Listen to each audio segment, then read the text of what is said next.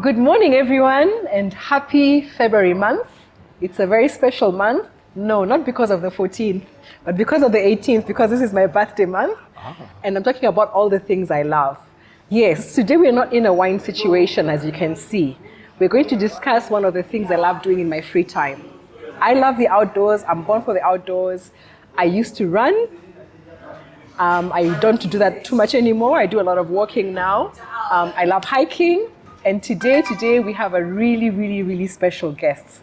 You know, the kind of people who make you feel like you should review your life choices or you're not doing enough? That is it. I have an extraordinary human being, is what I can call you. Wow. Ben Haggai Onyango. Pleasure. Right? Ben Haggai Onyango is an endurance cyclist, among many things, that we'll get to know today. And we met online, actually. Online, basically, Yes, when I was, I don't even know, now that we talk about it, I had thought about taking part in an activity in Tanzania that we'll talk about, and having done it before, then he was giving me tips and things to do it. Don't worry, I didn't do it yet, but perhaps this year I can plan for it better. Let's do it. But karibu sana, Ben Haggai Onyango. Thank you so much. We cycled here today. Yeah, we may have cooled down, wanted to have glitters of sweat. I said I need to be in a sweaty situation. Yeah, so this Saturday morning, you've already done your 20K, which you said is a warm-up, right? And I did some just similar distance, and of course we have to get back to where we came from because we came with a bike. On set, we have a bike, very kind of different set of set we have here. And we're in Tamarind Tree, Nairobi, who have graciously hosted us this morning. And it was kind of the halfway point for us within easy accessibility. Correct. For cyclable routes. What makes someone ride in excess of 7,000 kilometers over 9 countries? How do you get to that decision? Because you've done that before. Yes. Yes? Wow, thank you for having me. And it's always exciting to meet fellow cyclists and people who love outdoor. I pretty much love what I normally call physical engagement. It doesn't matter how. Many times I pretty pity myself by doing what I'm doing. Because yes, I pity myself. Because when I do it, I'm told, how did you do it?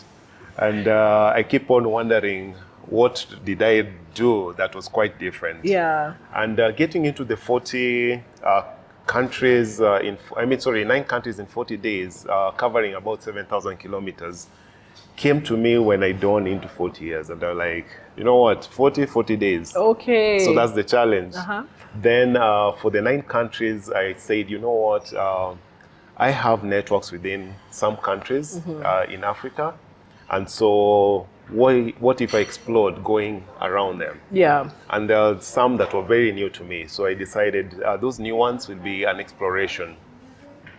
Some countries I have been into them. So that was not new. What was new was now using a bicycle to traverse those countries. Then the last bit was the challenge of saying, how easy is it for a cyclist to go through these countries? And so the awareness towards safety of a cyclist going across these countries. So I had quite those 3 things moving on. Yeah. So I wanted to connect with people. I wanted to celebrate 40 with the challenge. Then I wanted to also observe, as somebody who enjoys physical activity, how easy is it to cycle across East and Southern countries. So that is how the whole thing came into be. Now, people were behind me. I woke up and told them I'm going. And they're like, hey, when are you going? I'm like, in less than 2 weeks. When did you make the decision? I just made it because June is my birthday. So anything June, you'll see almost consistently my activities are somewhere in June. Somewhere in June, okay. Yes. So that's how it came to be. Okay. I did not plan a lot. I always make a fun when people say, hey, you have a bicycle that is quite extraordinary. I'm like, no, it's a very normal bike by all means and practicability. So what I normally try and showcase is, hey, don't wait until you get that moment, that device that you really are looking for. Start with what you have. Start with what you have, yeah. Yes, so that is what has kept my physical engagement real and simple, basically. Yeah. So this the countries were Southern African countries. Yes. So there was Tanzania. Maybe take us to yes. Tanzania. Let me take. So I started off in Kenya, then went into Uganda, transversing into the capital, Kampala, then exiting towards Kaduna, through Mbarara, Kabale, then into Rwanda. From Rwanda, went into Burundi, where the Google map cheated on me. I wanted to go through Lake Tanganyika, so it pushed me inward. So I had to climb these hills. When they say, what do you call it? That Rwanda is a place of 1,000 hills. Yes. I feel Burundi is a place of a million hills. Million hills. This is the description this way. Rwandese is that way, but Burundi is quite bumpy. So by the time you're going down, the next minute you're going up. Wow. It was hectic. I'm doing bike parking. So that means I've carried luggage to survive on the road. So it was quite hectic for me going through Burundi. Then from Burundi, I get into Tanzania through Manyovu border, which is a very, not quite known border. It's quite isolated towards the tip of Burundi. When I get into Burundi, I go through the customers into Tanzania. So in Tanzania, I'm like, hey, let me ask the officers, hey, where's this Munene route? They get to me, this Munene is not a familiar name. Maybe it was there in the past. So they tell me, do you have a notebook? I say, sure, I do. Then they sketch a new route for me. I'm like, okay, fine. What do I got to lose or gain otherwise? So say, let me go. It took me an additional over almost 800 kilometers. Oh dear. So, number two, I had not checked my passport. It expired en route by 2 weeks. By the time I was getting to Dodoma border, getting into Zambia. Yes. Now I had to go through Kigoma, then make a whole turn into Tabora. From Tabora, now I get into Mbeya, then Mbeya getting me to the border of Zambia. I get there, I'm like, here I am. They're like, your thing is expired. Oh my. Then I told them I was in the forest. I was in the game park. There was no office there. Wow. Literally. The roads were gravel and other areas there were lots of stones. So my movement was quite limited to maybe 40 kilometers, 60 in a day. That took me a tall order. Wow. Now I met there's a community called Sukuma. Sukuma community, most of them are found in those, I'd say, forest area of Tanzania. This is Western Tanzania. Southern Tanzania. Tanzania. So when I was going through this rough road, I decided, why not ask them where they're going? When I asked them, when I had checked the previous night where I was going, they said we're going to, they call it Binti Manyanga, a center along the road. So I said, they're going to where I'm going, so let me follow them. Those guys on their black mambas, they're moving from one side of the forest going to another side. So they were moving literally. Single speed. Single speed. They don't take corners on the road. You'd cycle on a straight line. Wow. For me, I've been struggling trying to maneuver all these stones and rocks on the road. From there, when we got to that center, they went their way. The following day in the morning, I knew how to ride on a rough road. Literally. Wow. I kept going straight. And that's where now I got challenges. Wow. My carrier broke. I had to now tie it with a tube. Number two, my derailleur hanger broke. I went into a single speed, cycling over 187 kilometers, of which 50% of that was still in the forest. It wasn't the easiest. Wow. It was my lowest point, but at the same time, it was a point where I would say, hey, I came and I made a choice. The challenge still continues. And there's no mechanics right in there. So it's more of the little skill I have is what I had to use. So moving forward, I get to Mbeya. I'd already made connections in Tanzania and said, hey, I'd lost the hanger. Somebody from Arusha, a very lovely guy, he's called Bongo from Arusha. Akasema, hey, dakutumiania hanger, utaipata kule Mbeya. Then I had a friend in Mbeya who came and fitted it. Then they escorted me all the way to close to midway, to the border. I must admit that friendship of the unknown among a cyclist is the best. And he never charged me. Wow. And even the gentleman who came and they never. He's like, no, ndugu yangu 20, tushamaliza. I was so excited about that. Sure. That one took me to Zambia. Now, getting into Zambia was... with your expired passport? Yeah, no. You managed it? I managed. Even in Burundi, it was expired by 2 days. So it was almost a flaw. Yeah. And it became now a lesson to me. I have to check. Yes. Anytime I'm going towards the next country, when the rubber stamp, I confirm. If I can negotiate my way, I'll do so. That is what happened in Zambia. Okay. So with my experience in Tanzania, I told them, hey, it will take me about 1,000 kilometers to Lusaka, give and take maybe 4 days. The lady looked at me and they're like, I've given you a month. You're not serious.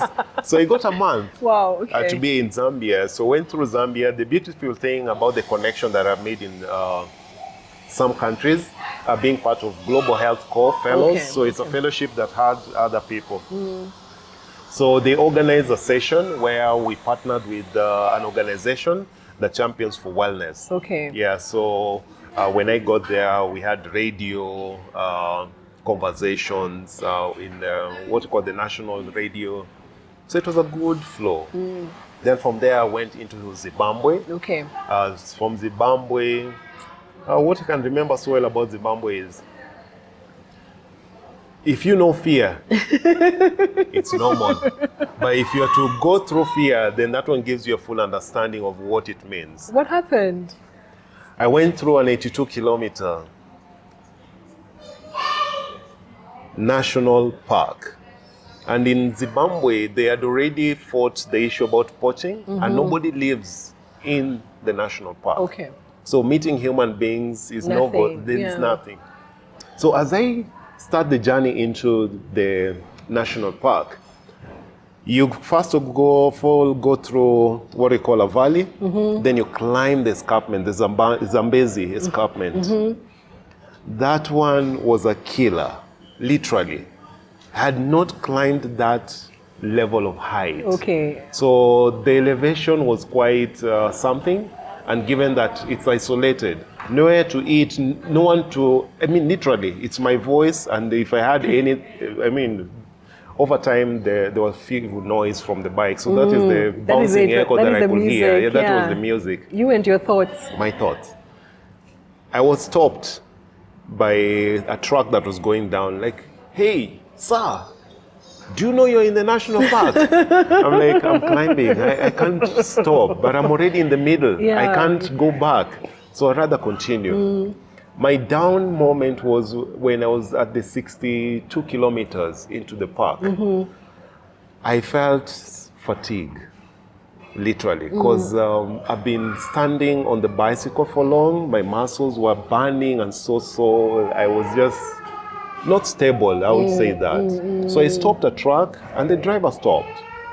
And I asked him, hey, is it possible for you to help me carry me to the next where I'll find people or the next center? The gentleman say, my brother, I wish I could. I have a camera in the cabin, so it's not allowable. Protocol. Yes. So I said, you know what? That's my reality. He left. I shifted my gears to the weakest gear and kept moving. I told myself, you know what, Ben, this is a decision you made that you wanted to challenge yourself. This is exactly part of the challenge. This is it. But at that point in time, I just wanted a chopper to pick me from there, literally, and drop me somewhere I can now continue smoothly. But little did I know that was part of it. That was part of creating my endurance even better. Kept going. Less than 4 kilometers, just raising my head. A small center raises in the middle of the national park. So I think it's a center that grew because of guys who were working in the park. Within the park, Within the park. So I went there, got food. I think I was just frustrated. My body was just craving for food and seeing human beings.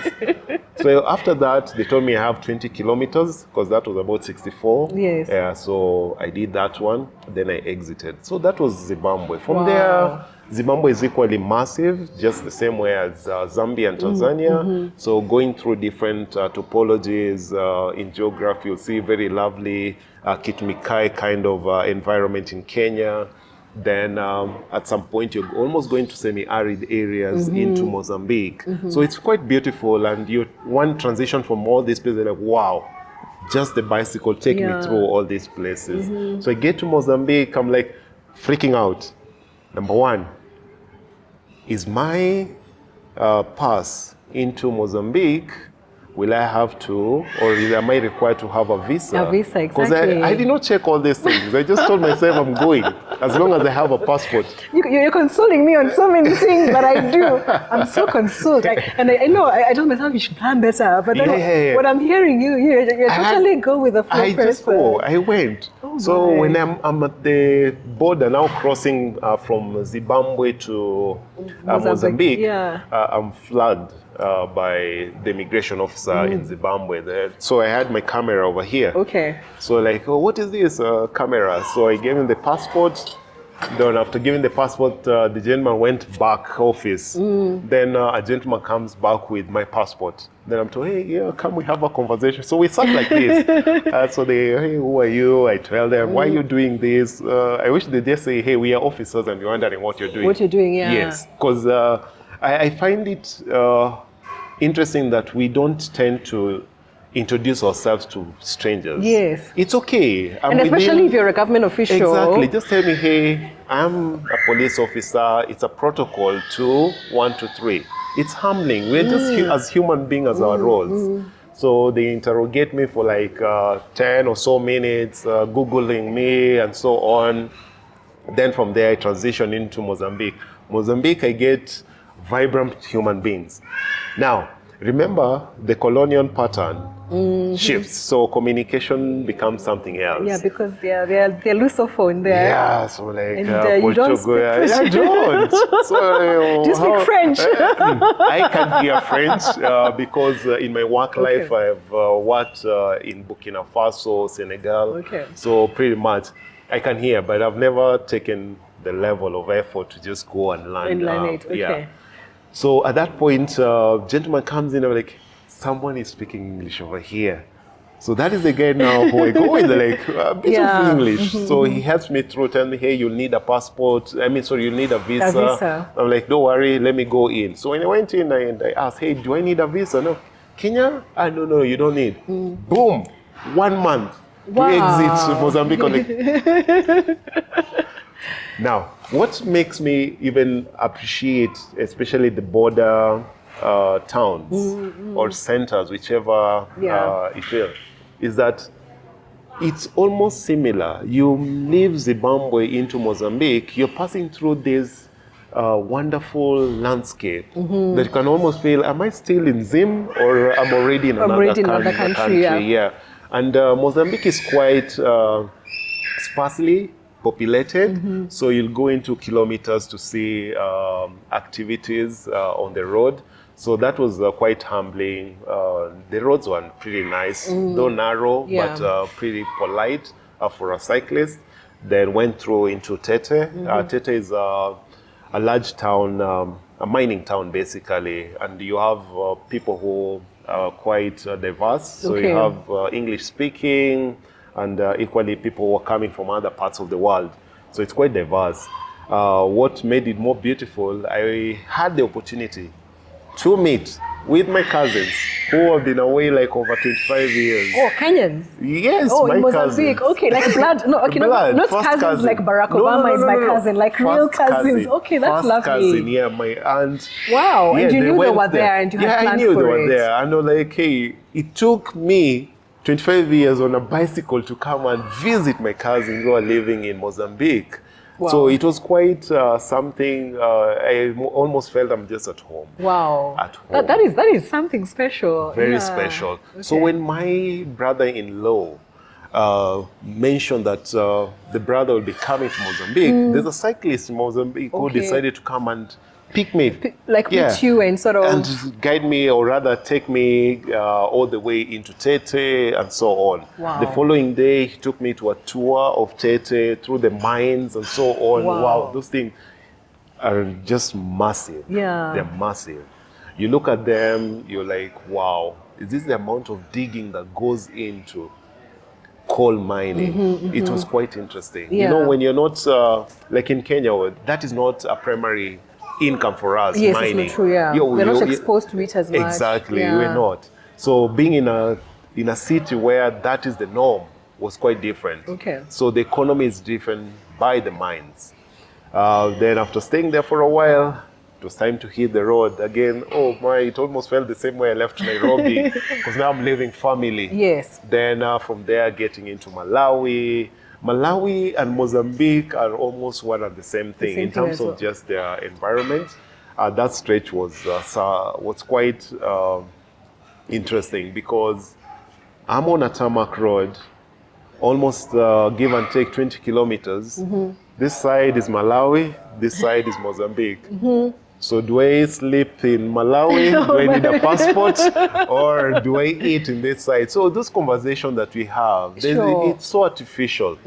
But as you go through the process of appreciating how a bicycle has taken you to know some of these small boundary conversation, you get to understand why we're just one.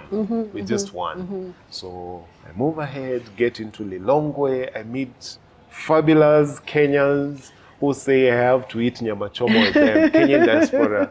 So I meet with them, they organize nyama choma with a very good gentleman. It's called Longway. Are you saying somewhere Malawi? Yeah, Nilongwe cycling crew. Yeah. Yes. Is it Brian Longwe? He's an ITC professional or something. Oh, he hosted me with the family. Nice. Wow, very humbling guy. He's also cycles. So hosted me, shared with me alternative. And that's where he actually, when I was telling them the story and my struggle. Yes, for the bike. Yes, my gears were shifting, but my chain was skipping. Okay. So that very evening, because I was hitting the road the following day, we went to a bicycle mechanic. It was on a Saturday. Wow. The bicycle mechanic is a 7-day Adventist. He said, you know what? Just let him come. Wow. Come and pick me. Now, that was not it. In Malawi at that point in time, when I was getting to a town called Dedza, I saw a fleet of cars and I wondered, hey, Kwani, what's happening? Is it a parade or something? By the time I was getting to where the turnoff was, my guys were actually queuing into a petrol station. Oh, because there was no petrol. There was no petrol. Wow. Now imagine Brian, in the midst of all this, takes me in, hosts me, tells me, hey, we need to reach out to this mechanic. We go, we leave there at midnight. The mechanic say, we're not going to charge you for the service. Brian goes ahead and make the purchase of the parts and so on. It's just, you meet people and you're like, God, if this was ×3 of what we could go through, then we'll all be feeling like you're not away from home. There's you're always at home. Around. Exactly. Okay. You're always at home. So I leave Malawi and head out. And the reason why they insisted that I had to do this is because where I was heading towards Lake Malawi, the drops are massive. Okay. So if I did not have what I call efficient gearing system, then I'll really struggle. Okay. And equally at the drop, I had to change all my brake system so that I'm able to handle that. And it's true, when I got there, beautiful views. But the climbs and the drops were something else. Epic, yes. Okay. Then from there, of course, now, entered into Tanzania. Tanzania and back. Tanzania is an East Africa combined. So it took me another 2 weeks to get to Namanga. Really? Yes. Cycling through Tanzania? Yeah, through Tanzania. Wow. Number one, it was the first time that I actually ended up doing 2,192 elevation. That's like a 1.2 kilometers climb. Yes. I was literally going to throw this bike into a forest. From Kasamulu border, getting into Mbeya, it was something else. That was an elevation. Okay. And you know what? It's under 100 kilometers. Okay, you're climbing 2,000 kilometers, sorry, 2,000 meters in under 100 kilometers. 100 kilometers, okay. Yes, and I'm carrying weight. You're carrying weight? Yes. And you're not in a super fast bike? No, I'm not. No electric, no nothing. It's just that way. Getting to Mbeya this time was unique. When I was passing through Mbeya, it was June. It was cold. Mbeya is sort of in the highland area. It was cold, and that was like their quote unquote their winterish, their cold season. But this time when I was coming back, it was heading towards August, the about end of July. So it was a bit warmer. So I decided, hey, let me stay a day in Mbeya just to appreciate where it is. So I learned a few things from there, that where the town is and where Mbeya, where the lot of activity, it was an administrative move. The town remained up in the hill, but the other things came.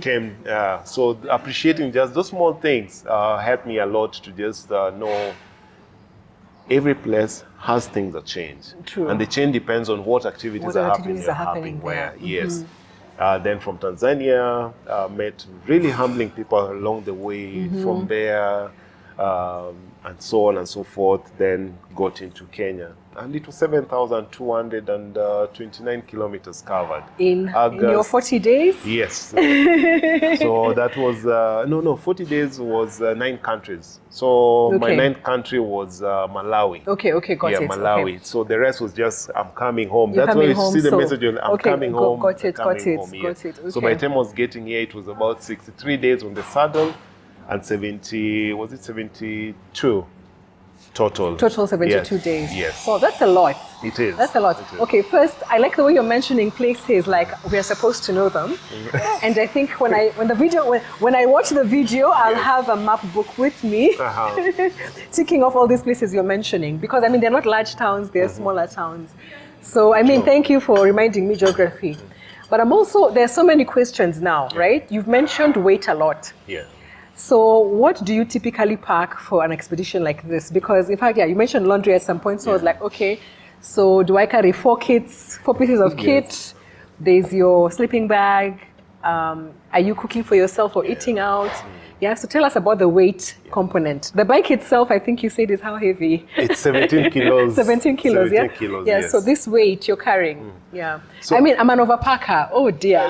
So I can't imagine being a bike packer. Because even on hiking trips, I'm like, this was so unnecessary. But you still want to have it just in case. No, I must admit that to me, there's no formula. I always go with what is essential. If I was to redo my tour towards the 9 countries, I'd do it differently. But then for that one, I had no idea about a tent, so I did not carry a tent. So what I did is I'll go. Where I stop, I'll try and use the available accommodation. Like a bed and breakfast. Bed and breakfast, or even sometimes those breakfasts are not there. And I must equally appreciate that when I go to Burundi, now the word was out. There's this Kenyan who is going across in 40 days. So there are people who are now eager, waiting for me along the way. So I was hosted in different, like the case of Brian. So social media helps a lot. I'll not lie about that. That one is a massive tool that anyone should be able to use, especially if you're doing those things that you love. You'll just state it, and most people also are looking forward to doing the same. I remember in my recent tour, the one for 47 counties, the charity ride, somebody wrote, "He's living my dream." I'm like, wow, I'm living somebody else's dream. No, true. Those are powerful messages. You just say, maybe it's time or otherwise. So my bike packing during that time was more of accommodation. I'll get where. Now, the one that I did recently. No, but then what do you pack? That's where I'm coming. That's what I'm telling you. The difference between the two now. So when I decided that I'm doing the Twende Butiama, I said I'm cycling from here to Twende Butiama. Yes. So I wanted to carry self-sufficient. So that means if I stop somewhere and I want to sleep, I'll sleep right there. Got it. So what I carry in terms of my gears, most of the time you'll just find me this way. So I carry 2 pairs. 2 pairs of what I have right now. The bibs, which is the padded pants, and then your shorts, and then your t-shirt. That's it. And of course, plenty buffs and whatever. And of course, the helmet. Away from the gear, I try to have like one pant, Like long pants. Yes, which can go two ways. Okay. So sometimes it can be a unisex-ish or multifunctional. So I can walk with it, Okay. sleep with it when it's quite cold. Okay. That's it, and it should be light enough. Quick dry. Yes, quick dry, so that it's easy to reuse it wherever that time comes.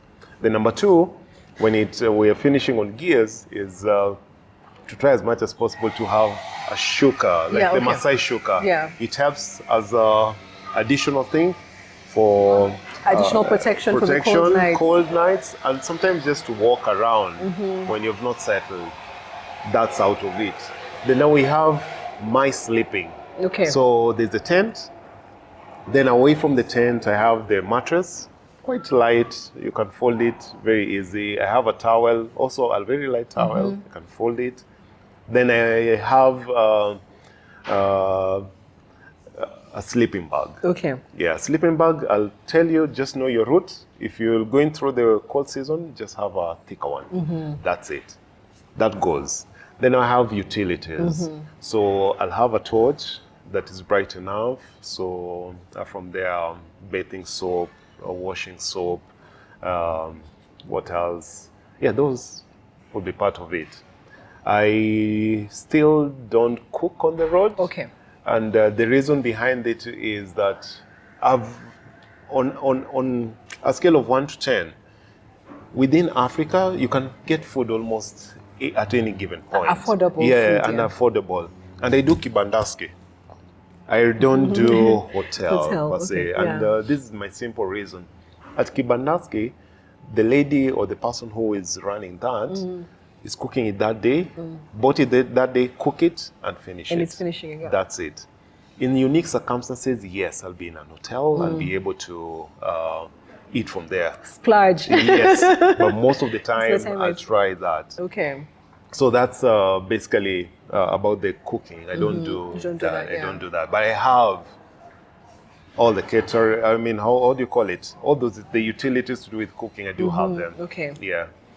Then from there, now it's just the bike itself. So I have spares for the bike. Okay. The very general Like things. tubes? Tubes is a compulsory. I need tube, pump. I have two pumps. I have the small pump and the big one. The big one. There's a logic behind that. Sometimes you're in the middle of a place, the sun is at 38. Now, if you start using the small one, it will take you longer to do it. And the sun is quite scorching and hitting that helmet, and you're feeling like I'm going to drop dead. So having the big pump helps a lot to be more efficient. So that is what I'll do. Then with that, I'm all set. Okay. Yeah. You have a windbreaker too? Windbreaker jacket? Jacket, yeah. Or long sleeves, no? Because like even this, you said this morning, for example, when even cycling from... This is usually my that easiest. Is it. Okay. Yes, but I normally have a big jacket just when it rains. When it rains, okay. I can always keep myself off the rain. Okay, then of course your phone, power banks. Yes, those ones. And that, wow. Cost-wise. Yes. I mean, yeah, what is the cost like? Because, you know, you have to, I mean, surely you have to be able to. The reason I'm thinking about this, if I may just share a story. Is it around 2001? Yes. I used to live in North America for a very short period of time. I say 2 winters. Yes. Oh, then I came, so when I came back into Africa, and now I was working in Southern Africa, I was like, these people who do this Cape to Cairo kind of trips, they have to do one. So it was kind of pre-WhatsApp, pre-roaming. I think to roam, you really had to be on some package, right? There was no Google, Airbnb, and all that, right? And I chose to come by road. Okay, thankfully I wasn't cycling. But even planning that trip without the kind of things you're talking about was very difficult. But then yes, you know when you're going to a big town, surely you will get accommodation somewhere.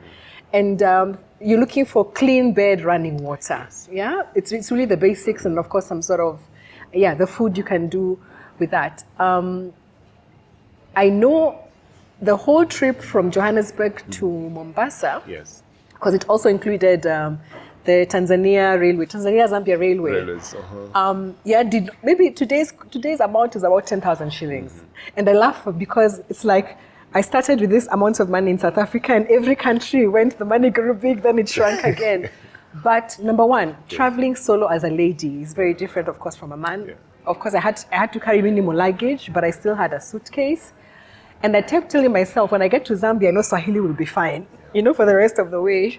But I mean, language in case of, because you don't want to show you're a foreigner, you don't want to show you're a visitor, you don't want to show you're alone, and those kinds of things. So I'm imagining, so that's the scenario. So at least, the technology and all that, you can plan your route better. At least I was using public transportation, which is predictable on the roads.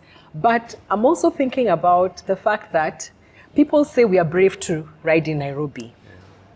You're on a highway, you're riding in the middle of the national park. What is that like? And you have weights. That is what I can't really wrap my head across. I'm somewhere like in the middle of Savo. True.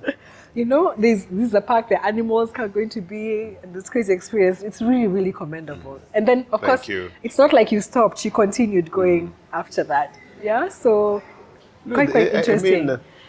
You raise quite valid points. Now, when it comes to budget-wise, I always do what we call the simple math. Kila siku, that would be like 1,500. 1,500 Kenya shillings. 1,500. $15. $15. Then multiply that one by the number of days. Okay, cool. Now that one is what I call ideal. Ideal, okay. Because the days I'll not even use it per se, or I'll use a quarter way of that. Sure, but that's that's a benchmark. That's a benchmark. All right. Because cycling should not be costly. No, it isn't. In fact, you should be earning carbon credits. You should be earning money from cycling. How many kilometers today? Where can I sell this kilometers? Exactly, and you get something off that. So that is practically what it is. Yeah. I'll have that in mind. Then, before I start the journey, I tell myself, for that kind of budget, I should be able to go all the way. Okay. Now, there are things that will come, mechanicals and so on, things to buy. So those are now things that they are quite unpredictable. So I'll have a little bit of caution money on the side. Okay. Yeah, just to cushion me if something happened. And do you carry cash, or is it like, you'll be able to do M-Pesa? Yes, I'm getting there. ATMs, now, when doing Kenya, it was easy. It was just one currency. Yeah. I'll go with exactly what you said. When you start off, expenditure will be consistent, then somewhere it blows up. The money. Yes. And that's exactly what happens. I get to Tanzania and exit Tanzania, things change. Yes. Zambia's currency is stronger. So that means my much money now shrinks. Shrinks again, yeah. So the cost of living goes slightly high. It was, at the time, I think it was about 10 shillings or so. And so I had to feel for that. Okay. Then it also goes further into Zimbabwe, because now I have to use dollars. Now, because if you use Zimbabwe dollars, then practically you'll have like all these. You'll need a full pack for your money. Yeah. I was told, I was just engaging the person who hosted me, but hey, even banana, they say, yes, you use dollars. US dollars, yes. So the answer is yes. Yes. Most of the time I use cash, especially on the road. I'll encourage using of ATM, but when you use your Visa and so on, then you'll be having fees that comes in between part of it, and you want to reduce on that. Sure. So cash is way better. Okay. Not too much, and I don't really feel we are off. M-Pesa did a wonderful thing.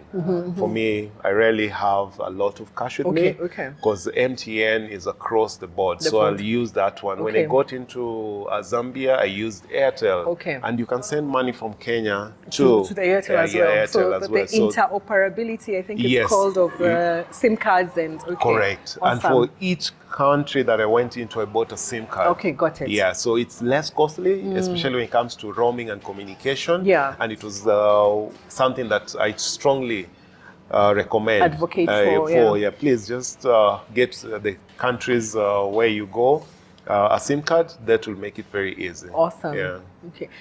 Nutrition, you said you don't cook, but then you need water. So what do you carry on you, snacks-wise, or like water? Those are what I call perceived. So you start with those snacks, then after 2 days you've eaten everything.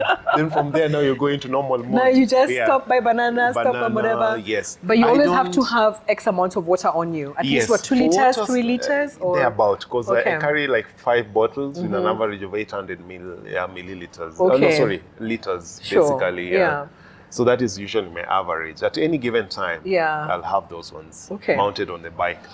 On my body, I rarely carry the camel bag with water. Okay. No, I don't. Everything do is that. Everything, on the bag.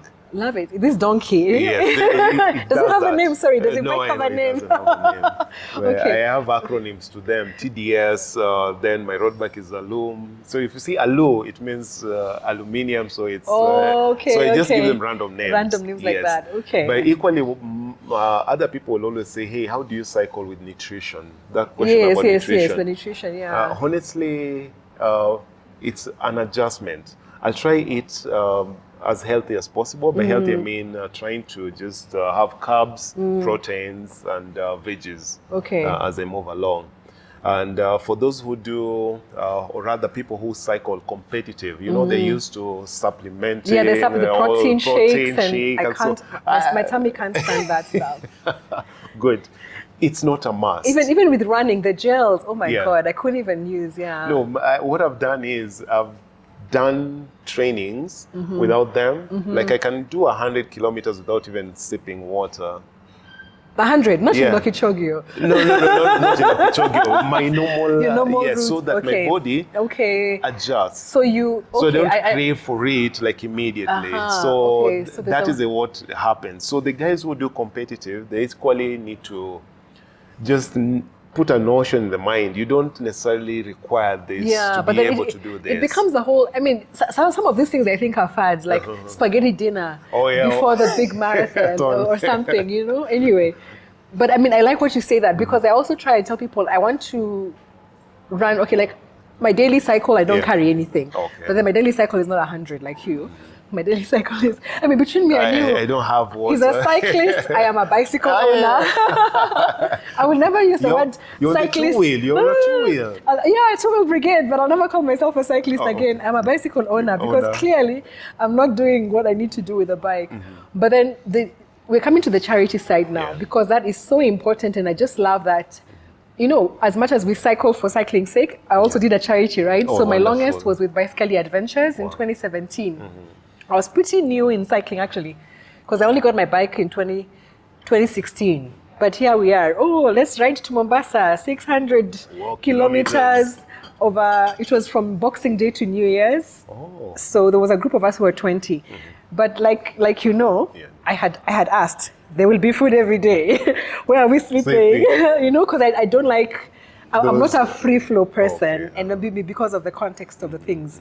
But even that, I can tell you, by the time we reached Mombasa, I didn't want to see this bicycle. And I mean, you can even see the first day, my skin is glowing. But the last day, I'm totally, sunscreen or not, we had sunburnt dark like crazy. But even then, and even within Kenya, and for that cycle purpose, it was really, really cool. So you've done charity events. Twende Butiama is a charity with Vodacom Tanzania. You'll tell us about that because you've done it twice. And you're doing it again this year.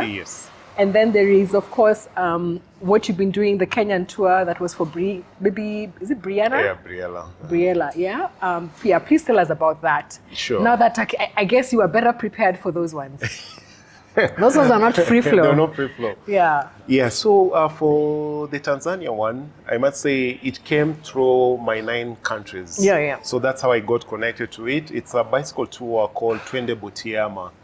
Twende Butiama, it's an inspiration to basically harness and live by the footsteps of the late founding father, Julius Kabarange Nyerere. And so cyclists gather together as we move across. We support some of the thematic areas that Mwalimu championed for. So education, kupunguza ujinga. So in education, there's distribution of desks in identified schools across the 21 or so regions that we pass by. Number 2, mazingira. Nyerere equally championed for mazingira. So how do we do this? Support different schools Yeah. and the communities to plant trees. Even there's a point where we say umri kwa mti, ama mti kwa umri. So if Okay. you're like for me, if I'm 40, then within a year I should plant 40 seedlings. Okay, yes. great. So they champion for such so that it keeps the environment within the space of climatical changes as it is advancing.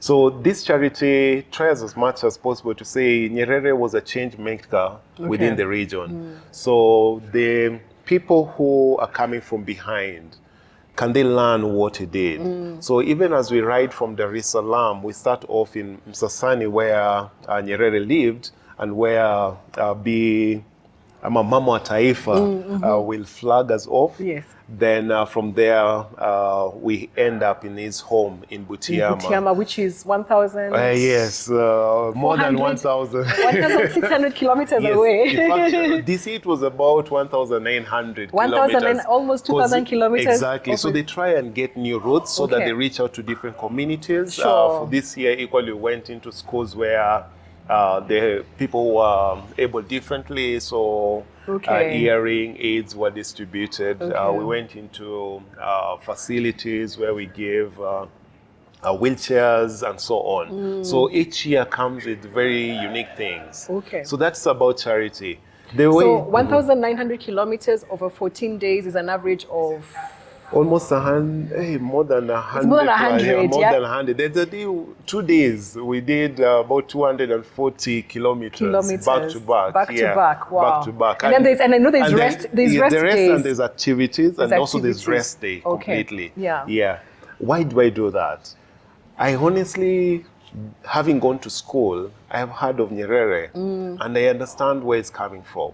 So when I hear him and what action he took in the country, purely perplex me. You go to Dodoma and you look at this gentleman. Where on earth did he think about Dodoma being the capital? How did he move that thing? It's just the same thing as in Nigeria, Abuja, which became the London of Africa. You get into Abuja, you look at that city and say, wow, 4 lanes across board. You get amazed and you ask the question, how does leadership become leadership? Okay. And who is this person who takes the lead into that? So getting into this charity event and contributing towards the community, living in the footsteps of Nyerere, allows me to also learn a lot from that historical background to where the future of Tanzania is, and how best now to use that one into our spaces, like my space in Kenya. That's why I'm always in Kenya. I'm a very proud Kenyan. I always wear Kenya and so yeah, so that's a very beautiful thing. Now my transition to that into charity, it's my background. I've worked in public health for the longest time, and at the same time doing consultancy in public health. And anytime I look at health-related areas, I feel I need to contribute. Sure. So I did, last year I did a charity called Kenya Survivor Ride, which was championing for pediatric, children with pediatric cancer as survivors. And so they were trying to establish what we call a child survivor association, sort of, so that anyone who is a survivor of cancer is able to join in, and they take that conversation to the next level. It touches me because you never know where you will find yourself. Cancer cuts across. It doesn't matter, directly or indirectly. And so being able to be part of that, it allowed me to go to a major referral hospital, ranging from Moi Teaching and Referral, Jaramogi, Kisii, then Tenwek, which is a Christian-based, then Kenyatta National. All that gives me the vibe that, hey, there's a lot that can be done, and there's a lot that we can contribute in a small way using a bicycle. Then the other one is on Baby Briella. That is quite personal. As a parent, I felt, hey, what if that is me? It's happening to me. How will I go through this? For the parents, how are they handling this? They are working. They need to have a livelihood. And they have all this bill that is coming through.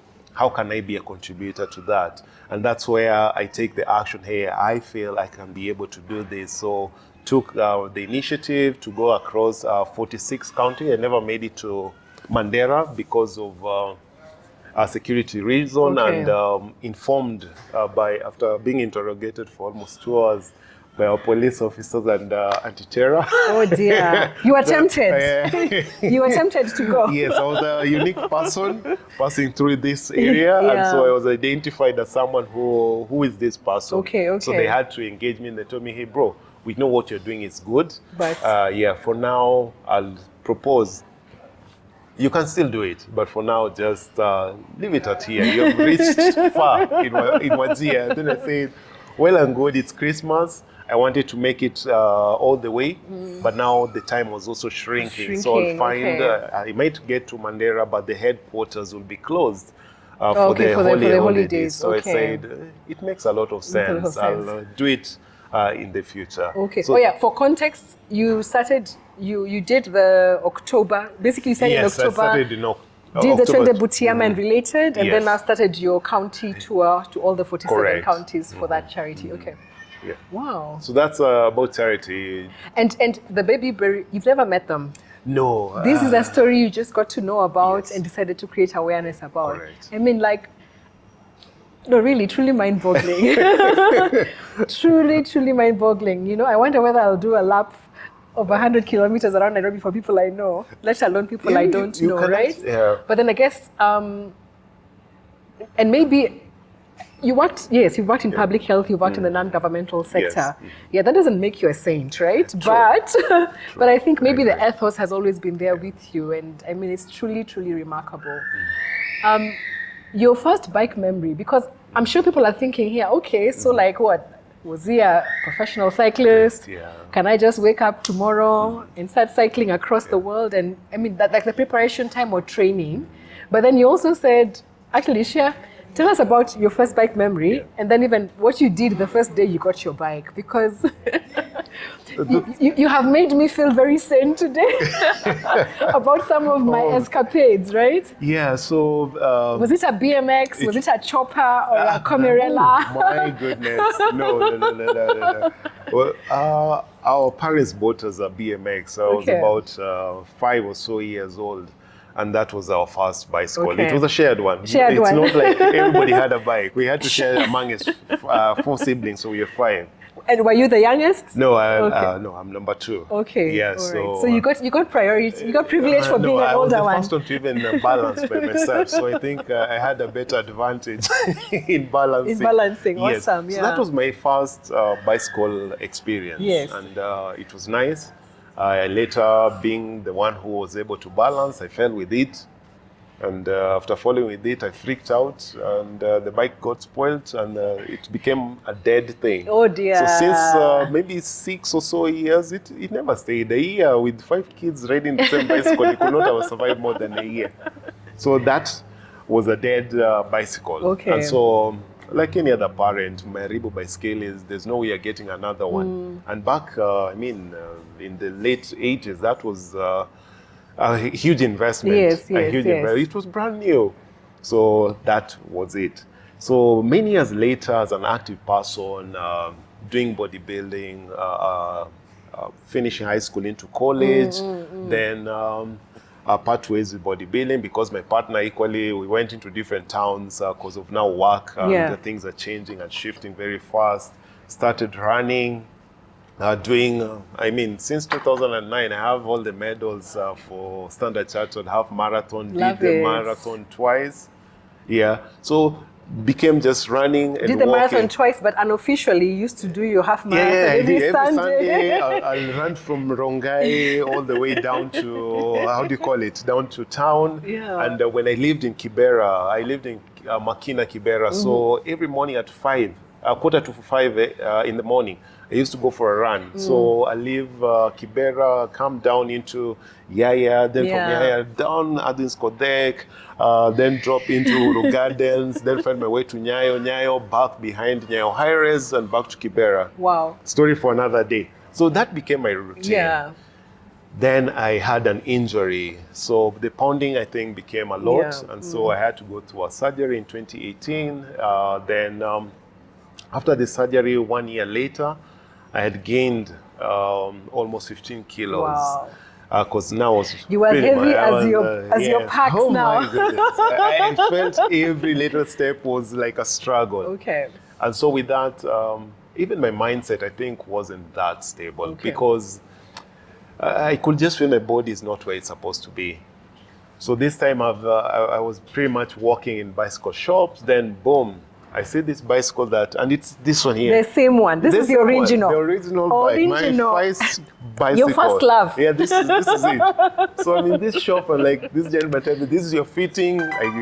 Yeah, because I mean, you need Yes, a bike for your height. Yes, Yeah? that's correct. Okay. Fitting is the biggest thing. Okay. So the fitting was on point. Okay. So I called my wife and say, hey, kuna baiskeli hapa nimepata sasa wacha nieke, I'm going to get. Then my wife says, no. We're getting it right now. That will be your birthday. Your birthday present. Okay. Now, what is funny is this. That was 2019. But from 2020, for 2012, I'll be buying accessories. Really? Yes. Before you had the bike? I had the bike. No way. I had the beep, name it. You had all this? I had all this. As a walker? It's only that I did not have As a walker? Yes. It's only that I did not have.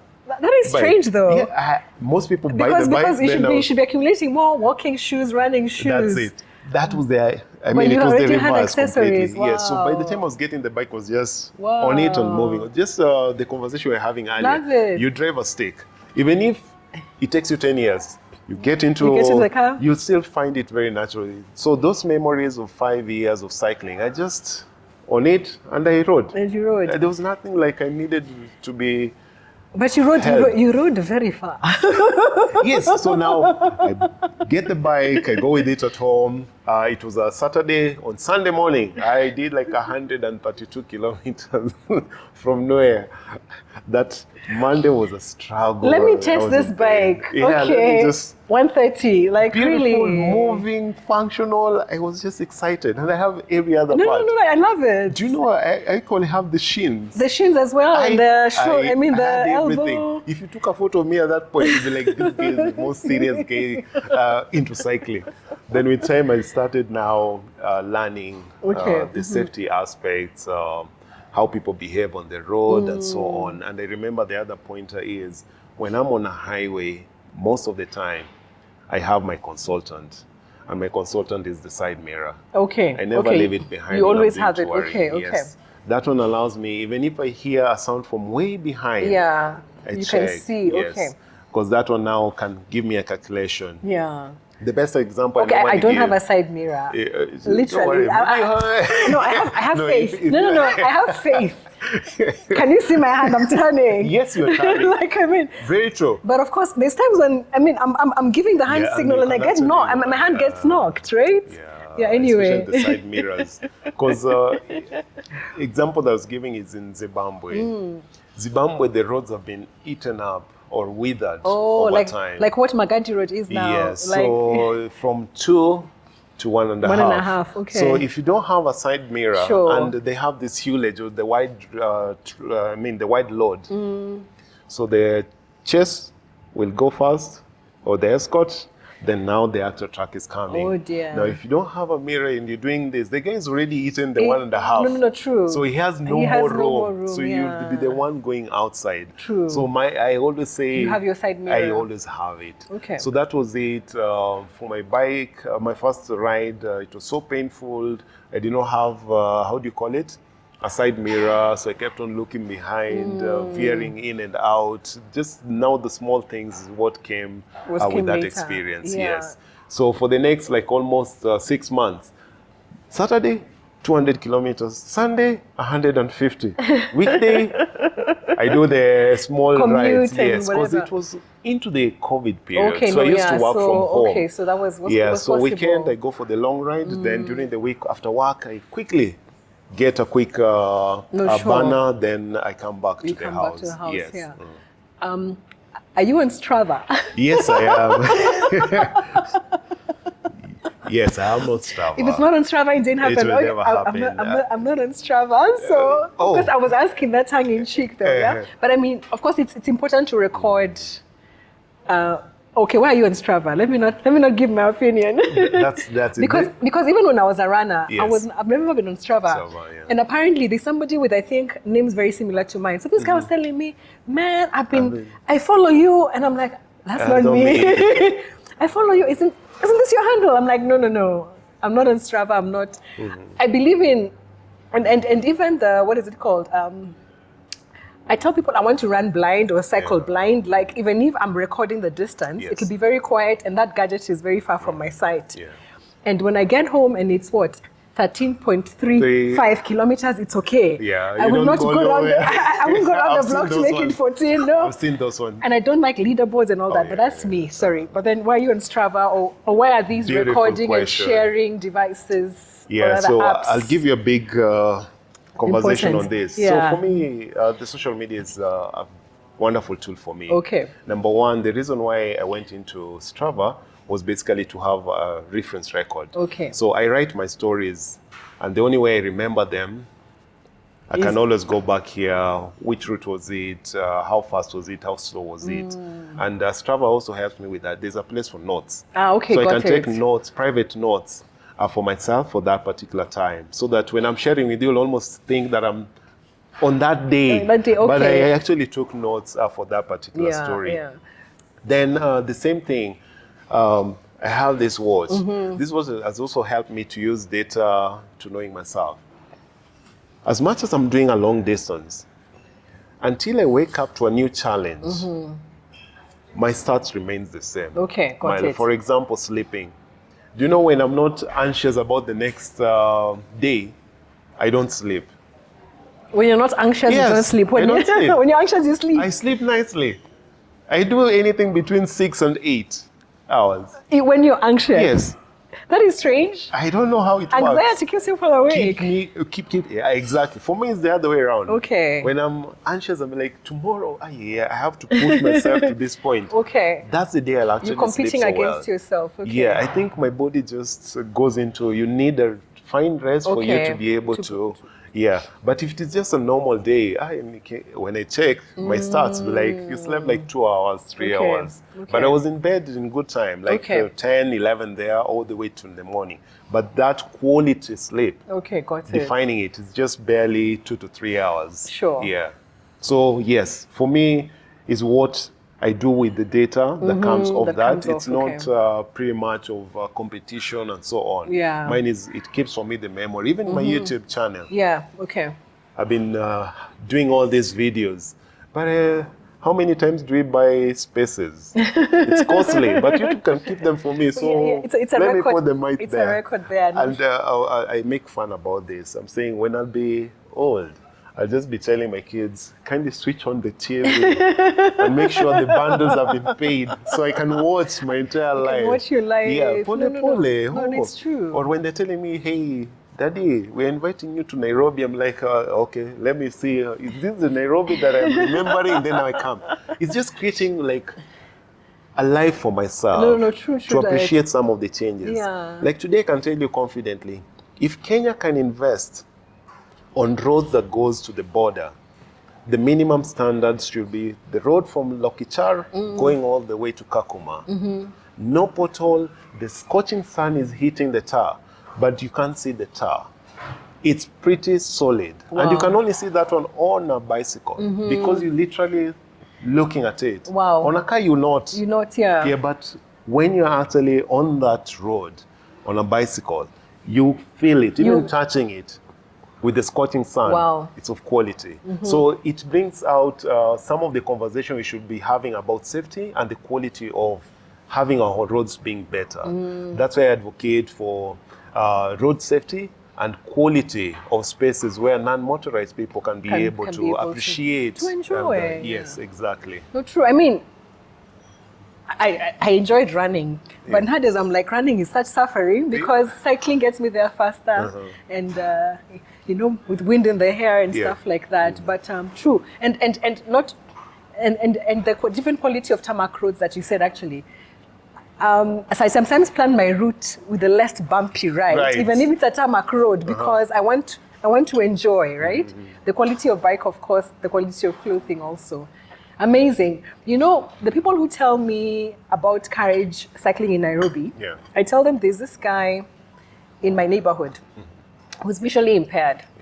And I see him walk, I guess, from home to work or school, Yeah. wherever he's going.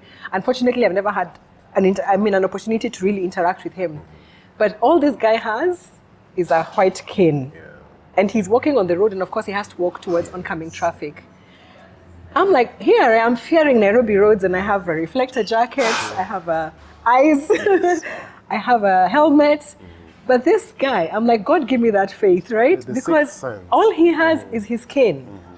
And I hope really the same Nairobi drivers we say who don't respect us. And I mean, I have different categories of these are the kindest, and these are the people I fear most. Some of the people I fear most, not even matatus, Yeah. school bus. Yes. In the morning, school School bus. I bus agree drivers. with you. My number And they're two. carrying children. Yes. Are crazy, right? Some of my favorites, these guys who, the exhausters or the clean water people, Oh, those people will follow you up a hill because they know they need more than you're talking about. They need quite a wide load to overtake you. Of course, you're hearing the car, so already there's fear in you because there's the noise. yes. But these guys will follow you until it is really clear for them to overtake you. overtake. They overtake you wide, Yeah. and they hoot for encouragement. I love them. Cheer them on. I love them. But school bus, yeah, and let's not talk about pedestrians and boda guys because those guys are very faith building. But when I think about courage, when I'm fearful, I think about this guy on my route. Yeah. He's visually impaired, but he still walks every day. I'm like, we're going to handle this. And of course, maybe with time, you gain confidence. Yeah. Have you ever had an accident or Yes. a very bad, What is the worst that has happened for you? And I hope you didn't end up in hospital. I was the hospital in my own way. No, it did not. So yes, the junctions. Yeah, so I'm coming down the hill, then a truck driver decides to go in. And you know, a truck is long. Yeah. So once his head is in, I was like, and it was with this bike. Wow. Yeah. So you So- rammed right into him. Flipped. Yes. Yes. It was a crash, even still. Oh, dear. These ones. Yeah, but they're very normal. They're not normal. They're normal in this sense. You woke up, dusted yourself, and continued cycling. Yes, I continued. And when I got home, that's when the pain caught okay. up with me. So it wasn't the easiest. But those are now what I say, they're normal in this sense. They allow me now to begin asking the other way. What was I doing that I could have changed? So nowadays, when I'm approaching anywhere that has a junction, pole. Pole. Yes, until I exit. Sure. Two, anytime I'm on what we call we normally call them service lane, I'd rather be on the main road than service lane. No, true. Because in the highway, cars are going the same direction. Service lane, there's There's sharing So and- that one by itself is chaotic. No, true. So those are now the lessons that drive That me you learn. from whatever troubles or accident that I found myself in. Yeah. So yes, the zingine ni minor. Yeah. Being pushed out of the road, that one happened almost every day. It's very normal. What I'm just conscious of, like, I'm also a driver. I wish they could think like a driver, and a cyclist at the same time. True that, yeah. And I remember there's a time I went to a loop towards Ngong, and that the lorries, the tippers, those ones, the tippers. the tippers now pushed. Then he went and stopped right in front. Oh dear, and yeah. I told him, my brother, assuming this was your brother, then he comes home and you told, you know what, your brother is in hospital, or your brother is actually dead, God forbid. What happened? They were pushed Off out the of the road, road yeah. by a driver. How will you feel at that point in time? Will you curse the driver? Or will you be saying, "Oh, ni mimi, nimefanyia watu wengi hivyo"? So we should also be very cautious when we are using road. There's something called multi-user road. Yes. We know we have budgetary constraints as a country, but when we are using multi-user, those are the highways where we don't have any option of additional space. Yeah. Let's be mindful. Let's give that space. If you can't give space, I'm in front of you. you're seeing me. I'm not seeing you. You're behind me. You're behind me, exactly. Reason the same way you overtake any other car. Any other car, true. Yeah, so is it or clear ahead? Can I True. overtake? Let the oncoming car pass, then you go ahead and overtake. True. Let's just have that sense of this is like a small vehicle that is ahead of you. Give it the same seriousness that you would in your own for your own safety. Yeah, to do the same. Because sometimes, what if a stone appears ahead of me and you've not seen it and you're coming right at me? I'll try and move in. At that point, you'll hit me. Then you'll say, wewe ndo uliingia kwa barabara. But that was not the case. Yeah. I'm seeing what you're not seeing. Exactly. So look at behaviors. As cyclists, our opportunity is this. Let's also be predictable on the road. If you're riding on the shoulders, maintain the shoulder. Yes, yes. If you're on the road, maintain the road. Don't now do the zigzag thing. Or at least give signage, right? Yes. Because sometimes there's the pothole. Correct. Those are now what we told your sense. There's a pothole, you show and you move on. But when you're on a highway, if you're on the yellow or the white line, depending on the country, just be there. True. The person who is coming behind is a driver. They want predictability. This person is not going in and out. So they'll come already prepared to be off. But if you're in and out, and the road is smooth, they'll question, are you okay? Your sanity. Yes. You might also cause an accident over here. But then I get so warmed, I mean, I'm very encouraged, let me say that. It's heartwarming when people say, oh, you know, because I know you're a cyclist. I treat cyclists differently now. But I know who they're talking about is someone who's wearing a helmet and reflector. But then we know the majority of cyclists are those single use, doesn't have a reflector, doesn't have a helmet. So I wish the same grace would be extended to all. And then, of course, some sections in Nairobi that are not safe for cycling. And I remember the one day when there was an incident on the bypass. And everybody sent me that story. People I haven't heard of from in ages. They're like, I've seen this. I know it's not you. I hope you're okay. Are you still cycling, by the way? You know, that kind of thing. So there's that awareness that hopefully makes people. So maybe there needs to be more of us. You seem to be a solo rider like I am. I mean, it's not for lack of trying to join the groups, but sometimes it's schedule or just, it's my me time. So I don't want to be with people because the energy is different. But I mean, from time to time, and when I go off-road, then I get a guide or someone to take me along. But then majority of the time, I'm just on my own. And of course, that comes with its own challenges, but I think even the rewards are many. It's my time. We hope to continue cycling away. So your big plans for this year, Twende Butiama? Twende Butiama. 2025. And I must say this, please. I hope so we'll do, even if it is 1 or 2 segments of the Twende Butiama. Yes. Last year we had Mr. Gift, who is equally an endurance cyclist. Okay, super. As Kenyans, you mean? Yes. So we hope now to have more Kenyans joining in. As I mentioned, there's a lot of learning and lessons to pull from that. Even for organizers, just come and see how they're organizing. True. And it could add value towards people who are organizing races and even just adventures in Kenya. Generally. No, definitely so. October, it normally kickoff is usually October because they need to get to Butiama before the 14th. The 14th, because that was the date that Mwalimu died. Okay. Yes. So that's one of it. Yes, I'll be doing another ride, charity ride, and it has to be a long one. I'm bringing it. Let me just break it right now. Yes, I'm heading to South Africa in a few months. Before October, okay. Before October. And this time around, I'll equally be answering the question, why do you do this by yourself? I'll try to answer this by action. I'll be going with someone else. Okay. Yeah, and this one is Robert Ndegwa. So we are having the conversation. Robert Ndegwa is championing for mental health. Okay. And he has done a lot of bike parking around Kenya. Okay. And equally into the East Africa. So partnership. And see how that goes. How many kilometers is that? That would be over 10,000 kilometers. Back and forth? Yes, back and forth. Okay. Yeah. Okay. So that will be the big one. And I think after that, now I'll ease it off with Twende Butiama as I now end the year. Lovely, lovely. I think the other thing that's great about this Strava and the like, route saved, is someone can retrace your footsteps in essence as well, and use a route you've used. Yes. Maybe not into the forest. In Tanzania, there are things you cannot avoid.